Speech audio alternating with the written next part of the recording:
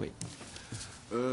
Monsieur le ministre, avec tout le respect que je vous dois, j'ai pas aimé ce que j'ai entendu concernant les qualificatifs que vous avez employés à propos des compressions budgétaires de 600 000 à Destination Canada, que c'était pour des voyages.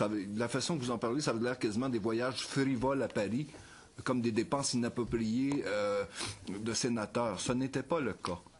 Madame Kenney, que je respecte, qui est venue ici, à ce même comité, nous dire, et je vais vous citer, concernant la coupure du 600 000, c'est donc un des seuls outils, résumons, c'est pour amener des gens qui veulent recruter du personnel en Europe, particulièrement à Paris. C'est donc un des seuls outils à notre disposition et on vient de nous l'enlever alors que le gouvernement nous a dit qu'on a une cible. On en a parlé tantôt. La cible demeure la même, sauf qu'on n'a plus les moyens d'atteindre cette cible. C'est donc très difficile pour nous de l'atteindre. J'aimerais ça que vous me précisiez votre pensée à propos de ces compressions-là, que vous semblez minimiser, comme c'est de l'argent qui avait été utilisé inutilement ou de façon frivole. Well, you are drawing that inference from my use of the word junkets, and I apologize if I'm using it in the sense that is frequently used by your party. The other day, my critic for the NDP of immigration referred to the Prime Minister's trip to the G7 summit as a junket. So if the Prime Minister going to represent Canada at an international summit is a junket, then I think that's defined as a business trip. That seems to be your definition. In any event, look, governing is about making choices. You can't balance a budget without realizing some reductions in spending. The reductions in spending that we're experiencing in Canada are a tiny fraction of what they are, by the way, in countries like France. And if we can't realize spending cuts by reducing subsidies to travel to conferences in Paris, then I don't know where we can find economies. Mais je n'avais pas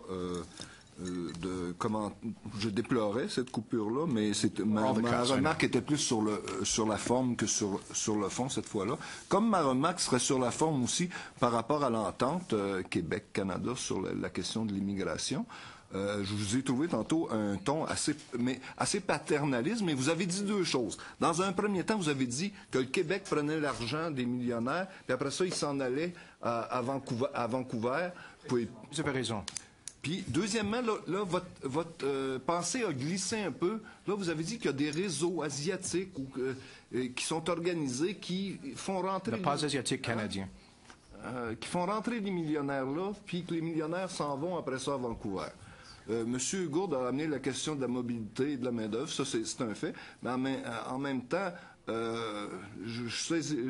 pouvez-vous revenir là que vous allez dénoncer, vous allez poursuivre les gens qui font ça? Qu'est-ce que vous voulez dire?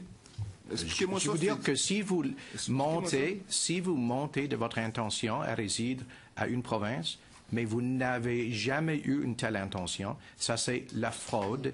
Il faut commencer à mettre en vigueur la loi.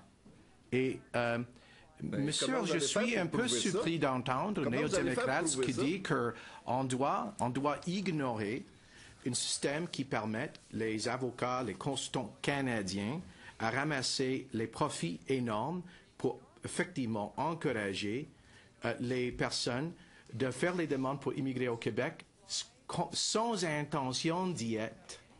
Mais également... Mais vous supposez qu'il y a une intention criminelle là-dedans, c'est ça? Oh oui, évidemment, c'est un crime à commis la fraude. C'est un crime à commis la fraude it's a crime to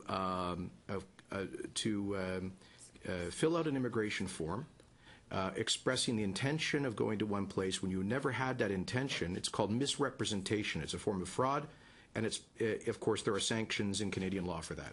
Donc, vous visez les fraudeurs, pas la province de Québec et la gestion de son programme. C'est ce que je comprends? Non, je vais soulever également avec le Québec notre inquiétude. Parce qu'il doit y avoir des fraudes ailleurs au Canada? Je vais soulever avec le Québec notre inquiétude que 90% des participants dans le programme Investisseurs et immigrants du Québec ne s'installent pas au Québec.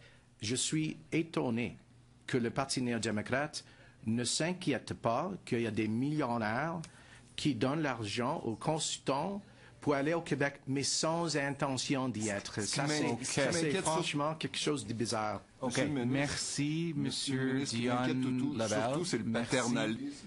Merci, Monsieur Dion Lebel. Nous n'avons pas